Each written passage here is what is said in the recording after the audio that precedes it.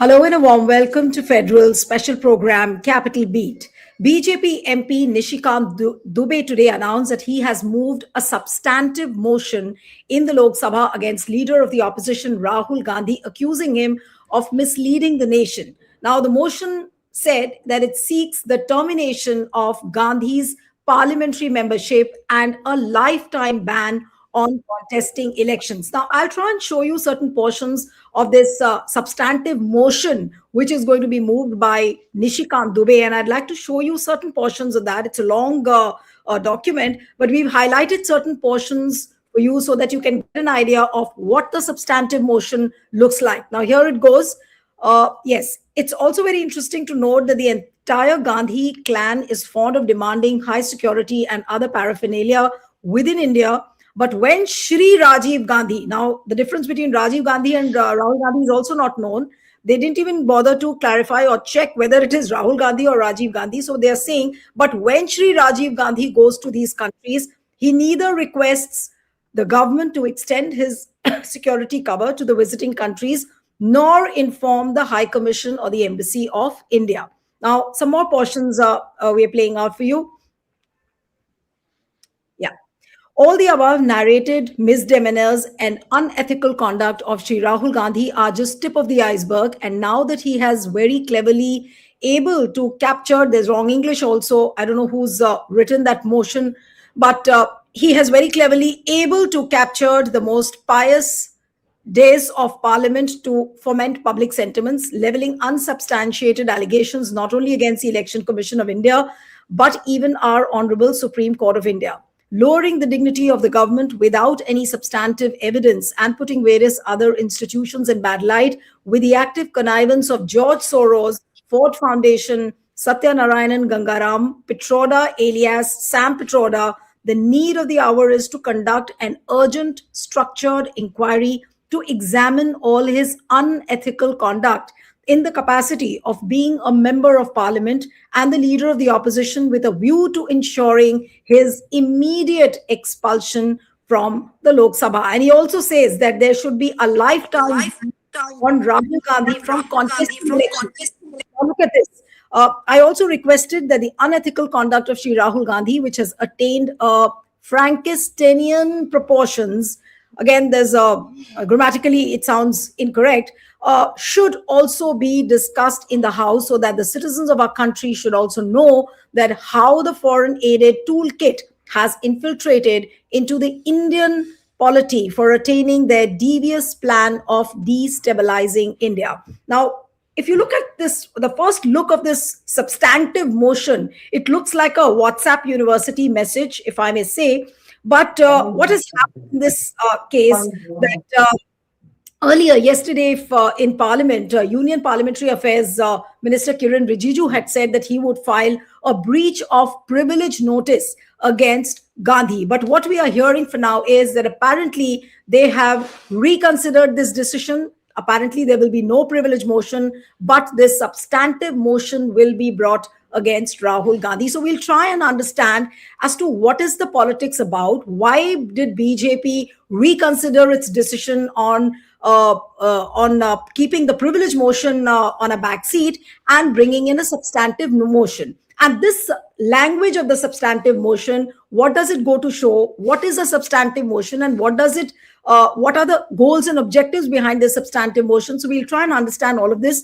Joining me this evening is former Secretary General of Lok Sabha, PDT Achari. So thank you so much for joining. We have Javed Ansari, senior journalist and political commentator. Thank you so much for joining. And we have Puneet Nicholas Yadav, who's the political editor of The Federal. Thank you so much, Puneet. And I'll begin with Mr. Achari. First, I would like to understand from you this meaning of this substantive motion. When we were speaking, and they said that every motion which is moved is a substantive motion.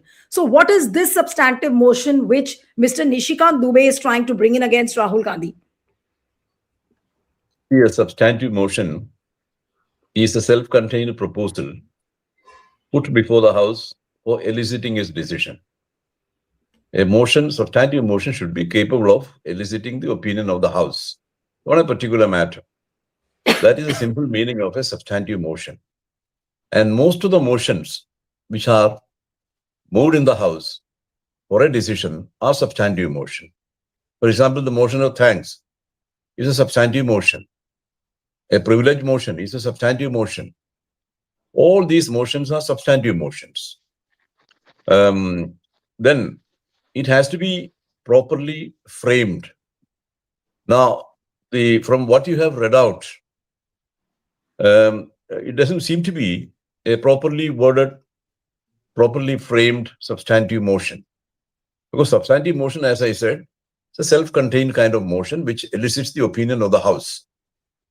And here, it is a very diffused kind of thing which does not make it clear what exactly they want. That apart. Now, if you want to move against a member for his alleged conduct unbecoming of a member of the House, and his conduct is such that it has brought down the prestige of the House and things like that.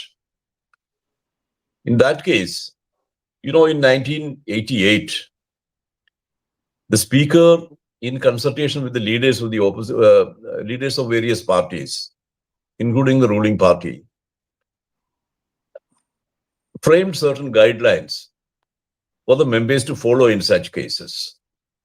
And these guidelines were notified in the bulletin of the Lok Sabha and the Rajya Sabha. The guideline says that whenever you want to make an allegation against a member and seeks his ouster from the House, then you have to follow a particular procedure. That is, you have to bring it to the notice. Yeah, sir, I've lost your. Yeah, go ahead. Go ahead. Bring it to the notice of the Prime Minister. The Prime Minister will examine it. And of course, you have to produce evidence. And after that, the Prime Minister will certainly call the member and ask for his version of things. Then Prime Minister will prepare a report and give it to the Speaker. Speaker will examine it. So at two stages, examination. Yeah, I think you're getting a phone call. Yeah. Yeah. Go ahead. From two stages, there will be examination. And then after,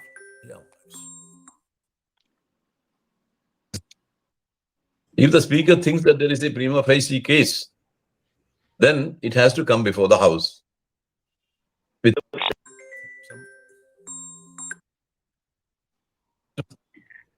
I know you're getting interrupted with phone calls because I know you have to leave. So, okay, sir, you complete your point and then I'll let you go because you're getting late. Yeah. Go ahead. Then after that, a committee will be appointed consisting of members of the House. Committee will examine it, investigate all these charges, and give a report to the House, and the House can act on that.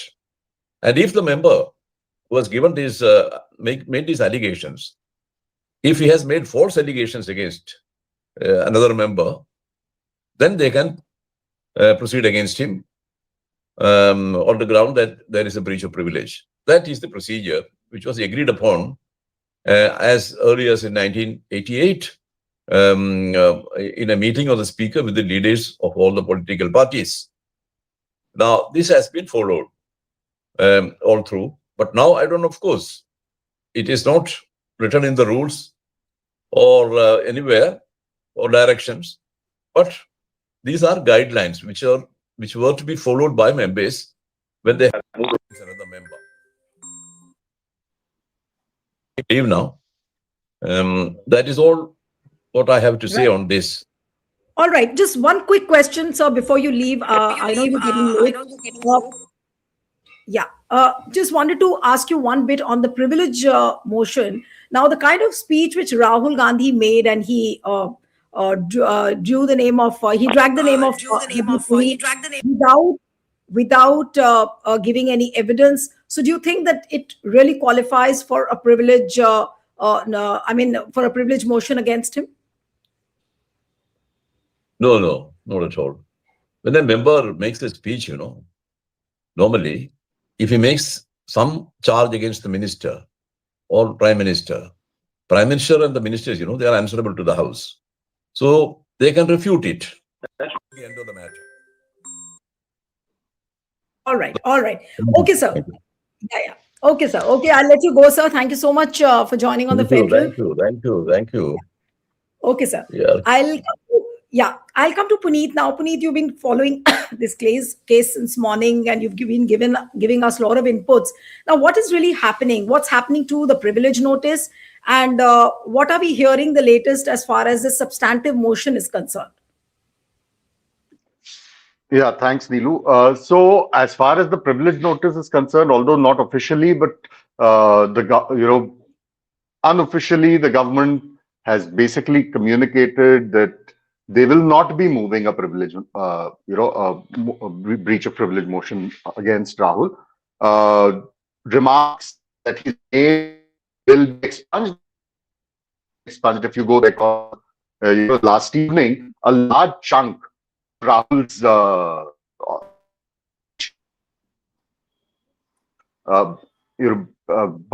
the references to Epstein, to Adani, Ambani, all the references with regard to a sellout, the deal being a sellout, all of those were expunged from the records.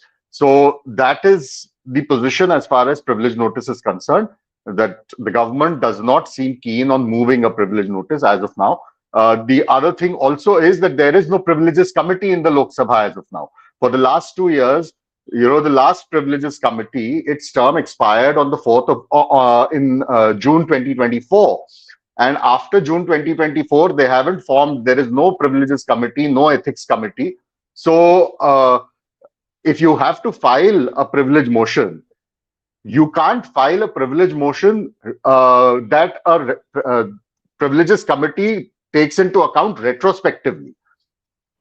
So you need to have a privileges committee first before a privilege motion to be sent to them.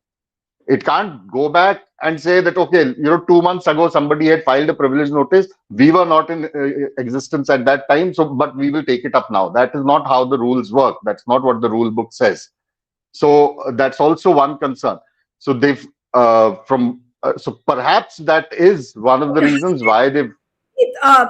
Just wanted to interrupt you here because Kiran Rijiju did speak to the reporters outside Parliament when he made this statement that we'll issue a privilege notice. So didn't he know at that point of time, he's a parliamentary affairs minister, didn't he know that the privilege committee doesn't exist? And he made this off-the-cuff announcement, and also the media lapped it up. All over there were stories in the evening that there'll be a privilege notice. I'm sure he would have known, being the parliamentary affairs minister, that there is no privileges committee at this point. But I mean, why he made that comment and subsequently today why they chose to have Nishikant Dubey file a substantive motion is for them to explain. There has been no explanation so far from the government side on whether this was a gaffe, whether the parliamentary affairs minister was not aware that there is no privileges committee. That's for the government to explain. But it is what it is. There is no committee at the moment, and we know that. So the rules are clear. You don't have a retrospective clause for a privileges committee to go back and look at what has happened earlier when the committee did not exist. So there's that too. So which then brings you to the substantive motion that Mr. Dubey has moved. And as you read out, there are far more hilarious parts of that motion. Where he's also mentioned at one point that Mr. Rahul Gandhi acts like or depicts himself or something like that, depicts himself like a macho man, although he is just 5 years short of being a senior citizen. And it's a theater of the absurd. Just kind of reading through that notice, one would assume that if the rule book is actually applied and the presiding officer goes through that notice, it should have been thrown out at the threshold. So I don't know whether it will be admitted, because stranger things have happened in this parliament. But if you read through it, there's, as you pointed out, there's a place where instead of Rahul Gandhi, the notice mentions Rajiv Gandhi. It talks about allegations that there's no way to substantiate. I Yeah. mean, they've been talking about Rahul having made allegations that can't be substantiated or authenticated. But here, this entire motion is full of such allegations. Right. That Rahul Gandhi's gone to Thailand, Bahrain, and Vietnam uh, to work in tandem with anti-India forces. And how do you substantiate something like that? Absolutely.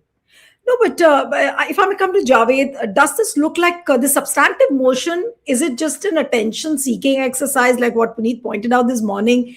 But do you see this also as a face saving, some sort of a face saving exercise by the government? Because they had to eat a humble pie as far as this privilege motion was concerned. So obviously they had to show something that, okay, now we'll do something against Rahul Gandhi. So let's bring in a substantive motion. And they gave this job to Nishikant Dubey, who in his own wise ways has come up with this substantive motion. So, to my mind, I think this is payback for all the discomfort, the embarrassment, the uncomfortable questions that Mr. Rahul Gandhi has been asking of this government, and the fact that they've brought in a look. It's not surprising that they don't have a privileges committee. We haven't had a deputy speaker in the House ever since 2014.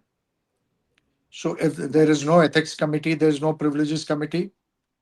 It's shocking, but it is what it is. It's a reflection on the times that we live in, and it's also a reflection on the kind of value or devalue that the present dispensation holds Parliament and parliamentary committees. They feel that there is no need for accountability in either which way. So but now, whether it is they they must have realized the folly, because Mr. Rijiju is personally a very nice person, very amiable, very well spoken, very courteous. But then, sometimes the company that you keep reflects on your behavioral patterns and all that. He's acting under instructions. He had to show that, look, the parliamentary affairs minister, I immediately threatened to bring a privilege motion, literally realizing that. But are you saying, Javed, that he was nervous when he was talking to the media reporters If yesterday when he said please that he'll listen, Piers, please hear me out. You will get your answer. Okay. What I was saying was that he's obviously acting at the bidding of his superiors, of his political masters. He must have been instructed and he wanted to please them. So he says, no, we'll bring a privilege motion. Then later realized that there is no privilege committee. So then Mr. Nishikant Dubey, again, not surprising, was handed this job. And then he's come up with. Now, if there is an impartial committee, which will, I don't know which is the appropriate forum, that will vet this motion. It might be turned down at the very first instance because it is against Rajiv Gandhi, who's no longer alive. I mean, poor man died in early 90s, and we are, it mentions him first and then Rahul Gandhi and all that. Now, whether Rahul Gandhi goes to Thailand or he goes to hug the Sheikh in Saudi Arabia or UAE or Anwar Ibrahim, how does it matter? That's not parliamentary conduct. No? Parliament essentially deals with parliamentary conduct or parliamentary misdemeanors. Where is that a, a parliamentary misdemeanor? Anyway, Rahul and the other opposition leaders will put their heads together and come up with a defense. But this is just, more dumbing down of parliament, making a mockery of how things are. Parliament is not for retribution. Parliament is not for this kind of things, tit for tat. What, Yeah. the parliament and parliamentarians, and I say this with a great amount of pain in my heart because I've covered parliament since 1985, is the kind of credibility they enjoy is next to nothing now. It's in a steep descent. It's a race to the bottom. And how much more it will fall in incidents like this, episodes like this, just add to the kind of disdain, the kind of lack of credibility that people lack of belief that people have in this system. So, parliamentarians of all hues need to wake up. This is about parliament is a forum meant to debate, to legislate, to you can differ and yet get along. Not for they should actually, if this is the way things are going, then they should turn they should build a wrestling pit there somewhere in the middle and allow uh, MPs from both sides to wrestle it out and sort out the issue rather than debate and discuss. Parliament is supposed to meet for 120 days in a year. Can any one of the parliamentarians, irrespective of their political affiliations, put their hand on their heart and say that they've done any meaningful work for more than 20 days in a year? And this was unanimously agreed upon by both presiding officers of the Lok Sabha and Rajya Sabha, as also all the speakers of all the assemblies in the country. And yet it has come to nothing. So, I mean, what can you say? Privilege motions and substantive motions and LOPs and prime ministers will come and go. But this institution is there's an irreparable damage that is being done to this institution. Absolutely. But coming to the substantive motion again, Puneet. Now, what are you hearing? Now, tomorrow is Friday, which is of course a day of the private members bill. So, when is Nishikant Dubey going to introduce this substantive motion? What are you hearing? Like, what is going to be the next course of action? Well, I mean, if you go through the substantive motion, I don't know whether, see, as Javed pointed out, yes, this certainly looks like a payback that, okay, you're going to attack the government, you're going to attack the prime minister, we're going to do this. You're going to seek the speaker's removal, we're going to do this. But then, as I said, that if you go through the text of that motion, any presiding officer who wants to stick by the rules will not admit a motion that is so callously worded.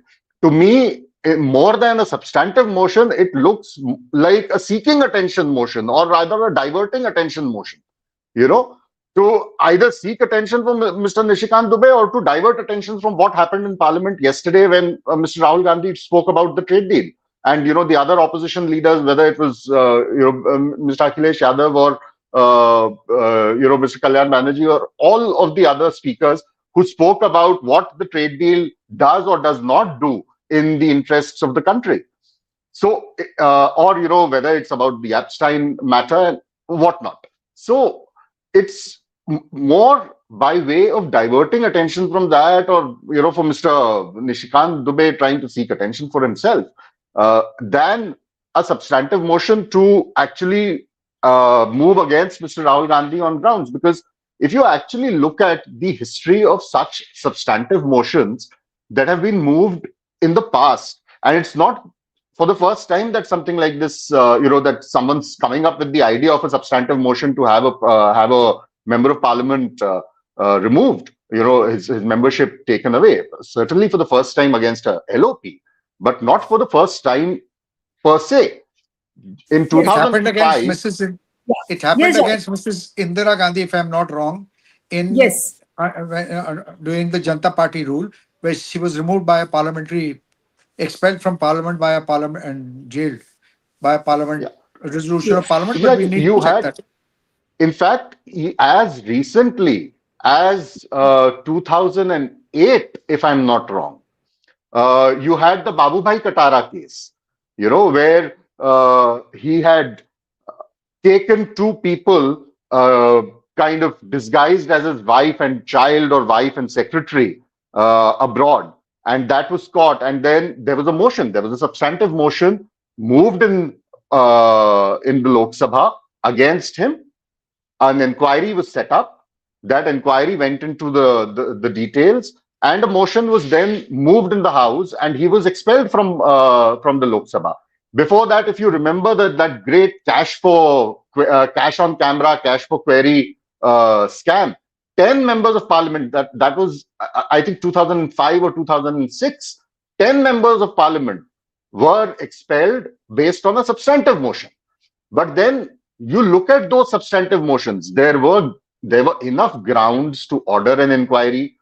It was not a matter that was sent to a privileges committee. The Lok Sabha set up an inquiry committee comprising members of parliament. So it was separate from a privileges committee, but based on a substantive motion that was moved. And, 10 members of parliament in one go were expelled. Another instance happened where MP lad funds were being misused. In that case, again, that was again, I think 2006 or 2007, UPA days. And Mr. Pawan Bansal, if I'm not wrong, was heading that inquiry committee.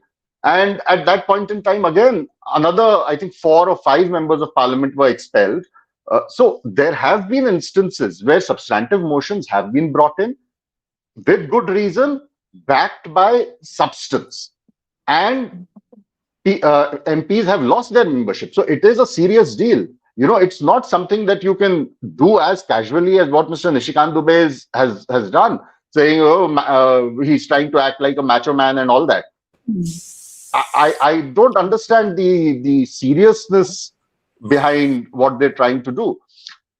Even with regard to, and it's also just a cavalier disregard for parliament, for parliamentary rules, for everything that this temple of democracy is supposed to represent.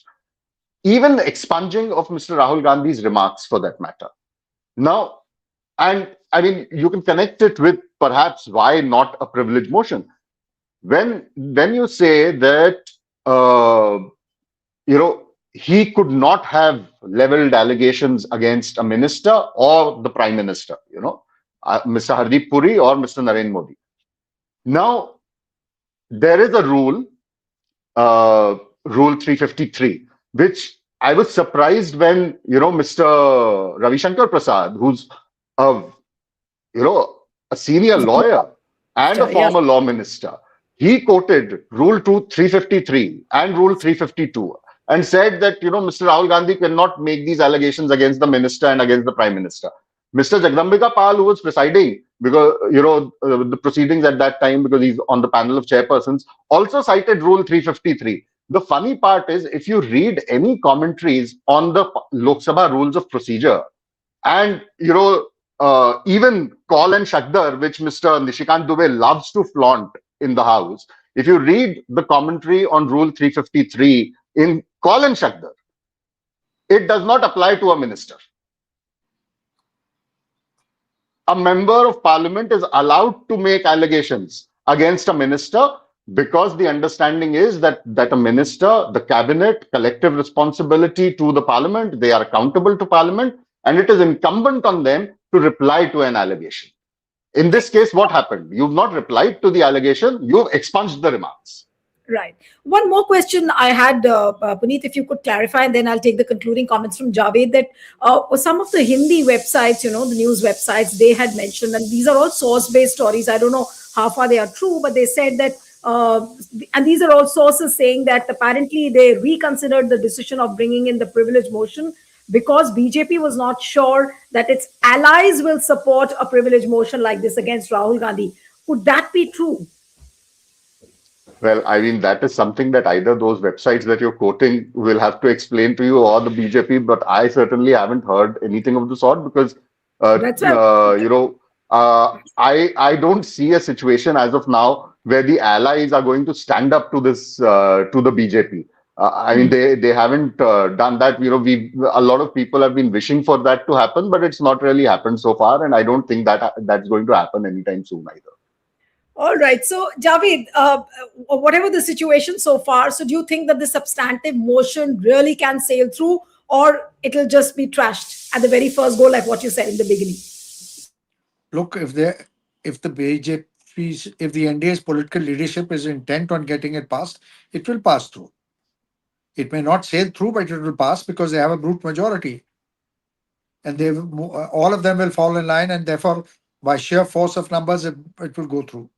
But look, this can at the earliest be taken up if it is tabled to, if it is, I don't know, Puneet will tell us whether it's already been tabled. But tomorrow is the last day. Parliament adjourns tomorrow. There's a midterm recess, and then they will meet now sometime in March. So till then, a lot of water will have flown down the Ganges. maybe tempers will cool down. Maybe there'll be both sides will, see reason, and maybe some way will be found out. And if they are intent, then be that as it'll happen, and then they will have to face it, because it won't end there. No, okay, you use your majority and you expel, you override technical infirmities in the motion, and you still get it passed. Rahul Gandhi gets expelled. There'll be political repercussions for all that. No, Absolutely. So we'll wait and watch how the substantive motion now moves ahead when the parliament reconvenes after the recess. Thank you so much, Javed Ansari. Puneet, thank you so much for joining. Thank you.